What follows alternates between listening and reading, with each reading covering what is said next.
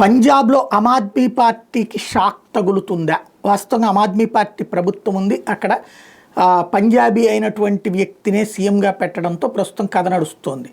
అయితే కేజ్రీవాల్ అక్కడికి ఢిల్లీలో ఓడిపోయాడు కాబట్టి అక్కడ ముఖ్యమంత్రిగా తీసుకుంటాడు. అక్కడ జరగబోయేటటువంటి ఎన్నికలు, ఉప ఎన్నికల్లో తను గెలిచి సీఎం అవుతాడు అన్నటువంటి వాదనలు కేజ్రీవాల్ తోసిపుచ్చారు.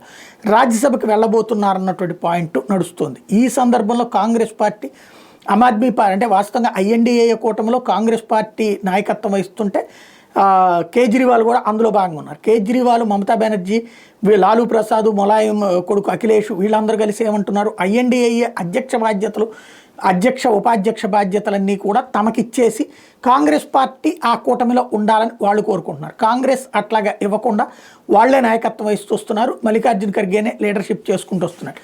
ఇప్పుడు కొత్త పరిణామం ఏంటంటే ఢిల్లీలో ఇద్దరు ఎవరికి వాళ్లే పోటీ చేశారు. చివరికి కాంగ్రెస్ పార్టీ గెలవకపోయినా ఆమ్ ఆద్మీ పార్టీ ఓటమికి కాంగ్రెస్ చీల్చిన ఓట్లు కారణమైనవి అన్నటువంటిది ఒకవైపు నడుస్తుంటే, మరొక వైపున పంజాబ్లో కాంగ్రెస్ పార్టీ సీనియర్ నాయకుడు ప్రతాప్ సింగ్ బజ్వా కీలకమైన స్టేట్మెంట్ ఇచ్చాడు.